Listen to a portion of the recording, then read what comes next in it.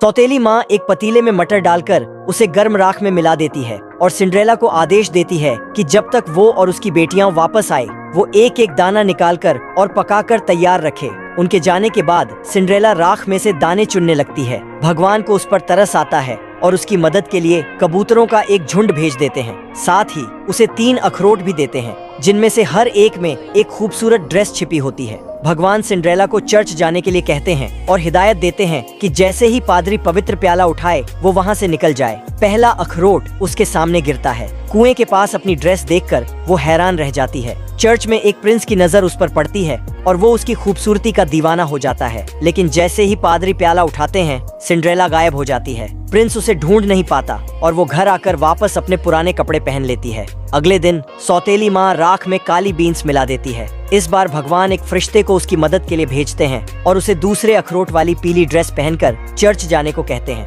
Church में Prince उसे फौरन पहचान लेता है, लेकिन इससे पहले कि वो बात कर पाता सिंड्रेला फिर गायब हो जाती है। तीसरे दिन सौतेली माँ राख में आटा मिला देती है। भगवान फिर से मदद के लिए एक फरिश्ता भेजते हैं और इस बार सिंड्रेला को हीरों से जड़ी ड्रेस मिलती है जिसकी चमक के आगे सब कुछ फीका था। इस बार भी जैसे ही पादरी प्याला उठाते हैं वो चर्च से भागती है, लेकिन प्रिंस ने दरवाजे पर गोंद लगा दिया था जिससे सिंड्रेला का क्रिस्टल का एक जूता वहीं चिपक जाता है। प्रिंस उस जूते को लेकर पूरे देश में उस लड़की की तलाश करने का फैसला करता है। जब वो सिंड्रेला के घर पहुंचता है तो सौतेली माँ उसे एक बड़े बर्तन के नीचे छिपा देती है। उसकी दोनों बेटियां जूता पहनने की कोशिश करती हैं, लेकिन किसी को भी वो फिट नहीं होता। तभी आंगन में एक मुर्गा आवाज लगाता है कि बर्तन के नीचे भी एक लड़की छिपी है। प्रिंस बर्तन हटाता है और सिंड्रेला को पाता है। जूता उसे बिल्कुल सही आता है और वो प्रिंस के साथ महल चली जाती है, अपनी पुरानी जिंदगी से हमेशा के लिए आजाद होकर।